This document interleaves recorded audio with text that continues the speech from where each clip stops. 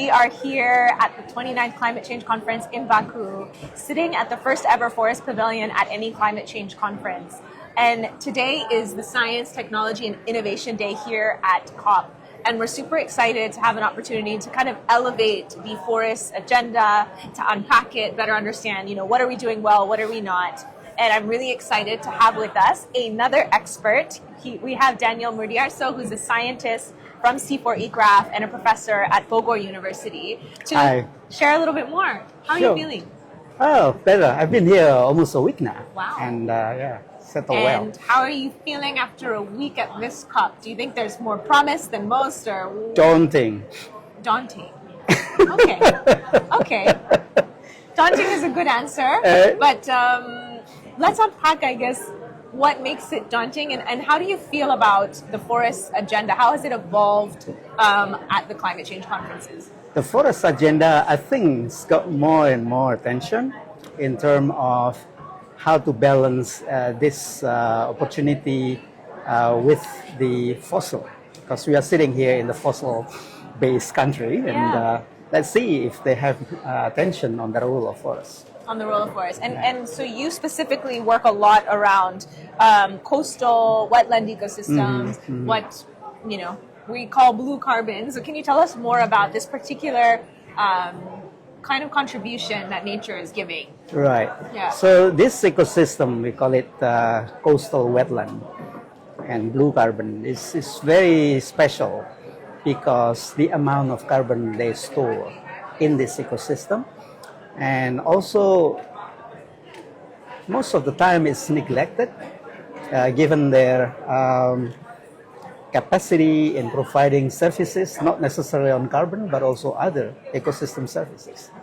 And certainly, coastal zone is the most prominent or most important places where it will be affected by the changing climate, especially the rising sea level. So we've been talking a bit about how we need to see forests not just as a simple kind of solution that's based around carbon. So, are you seeing a different understanding on the kind of resilience benefits that can happen? Right. I feel like it's more easy to explain from a coastal standpoint. Sure, yeah. Especially from the perspective of the local community. Yeah. They live day to day based on this ecosystem. So lots of things they rely on this, the intactness of the ecosystem, be it the food, the energy they can provide this day-to-day basis, and certainly will be the, I think, most important livelihood sources for the local community. Yeah, and if they don't manage it or they don't be there for protecting this, I think their own kind of life will be threatened. Yeah, so there's an understanding at a community level of the value of the ecosystem. Right. Is there the same value understood here at COP amongst the global climate people that is growing in numbers? Yeah, well, the attention is growing, as I said, but it's been neglected for quite some time, especially from the adaptation perspective. Now, people are talking about reducing emission, credits, and those kind of stuff. Yeah.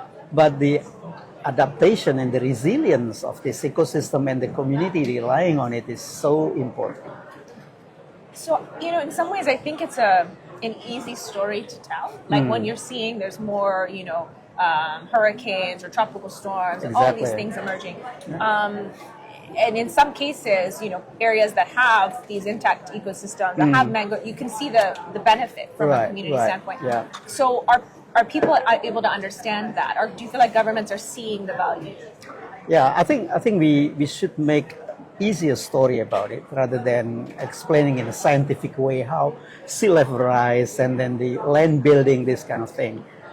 This simple story about it is that if you are there for many years, generation, there should be something about the ecosystem you are attached to, which is the coastal forest, coastal wetland. And again, it's not only for protecting them from the daily life, but also providing these services for their livelihood. So how do you take that story that is held by so many communities around the world in these ecosystems and translate that to the policymaker who's sitting here worried at this about level? Yeah. How does that translate? Well, I think they are the culprit if things happen or is happening and increasingly threatening. Then if you don't do anything about it, you know, in terms of the resilience of this ecosystem and the community in it, then we miss the boat. Because all about, you know, this thing of emission reduction and this kind of stuff is so important, but the other side of the coin is that, you know, the community relying on it is not necessarily enjoying these credits or whatever, but they are really depending on the intactness, the resilience of the ecosystem they rely on. And this is the 29th Climate Change Conference. After a while, you attend so many, you forget like the numbers. I don't. How many have you joined? Almost all of them, unfortunately or fortunately. I only missed one, the Really? COP8. I did miss that. Wow. So that is an incredible perspective to hold. Probably lots of ups and downs. Even the pre-COP one, it's called INF 1 and 2. It was the beginning of COP -1 something. You've been at like COP -2 all the way to 29. That's like 30 plus years of being at a climate change convention, right? Exactly. So how are you feeling now? Like, is this the time for mangrove ecosystems, peatlands, wetland? Has there ever been a time, you know, what is the sentiment? Do you believe it'll be COP 50 or? I've been saying this when the Kyoto Protocol celebrating the 10th anniversary. I thought it was going to be a big move, but Kyoto is small, you know, target, right? But after Paris Agreement, I think we should be more serious about it. The anniversary of Paris Agreement is what, 10 years now? We should wait any longer to have the agreement implemented, especially in cutting the emission, providing finance, not trading as such, but providing finance for those who are really needy of this access to the resources. So are those the big things that you'd love to see come out? Is like, can we finance communities in these ecosystems? And we should have done it like maybe at COP 2. Right, yeah. So in general, kind of pulling back to that expertise and experience that you have, we were talking about how unique it is to have a forest pavilion, to have a dedicated space. Right.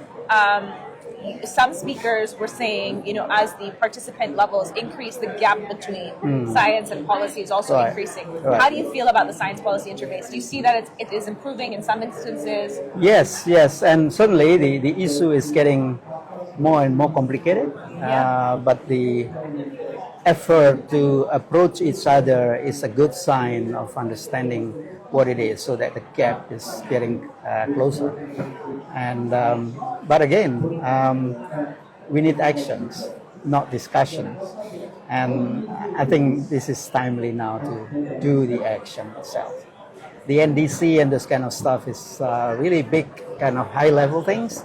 But again, going back to the local community, the actions, they just heard what is going on, and they never seen it happening on the ground. So if anyone is watching that has never been to a climate change conference but are super interested in this issue of forests, like what would be the message that you want to share with them? Well, I think we need to keep the forest intact while we are busy restoring the degraded one.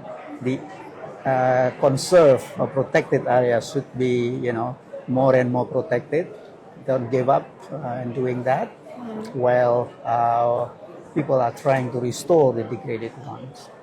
But sometimes we do restoration at the same time we damage the intact one. Yeah. It takes a long time to get there, you know. It's tragic. Yeah.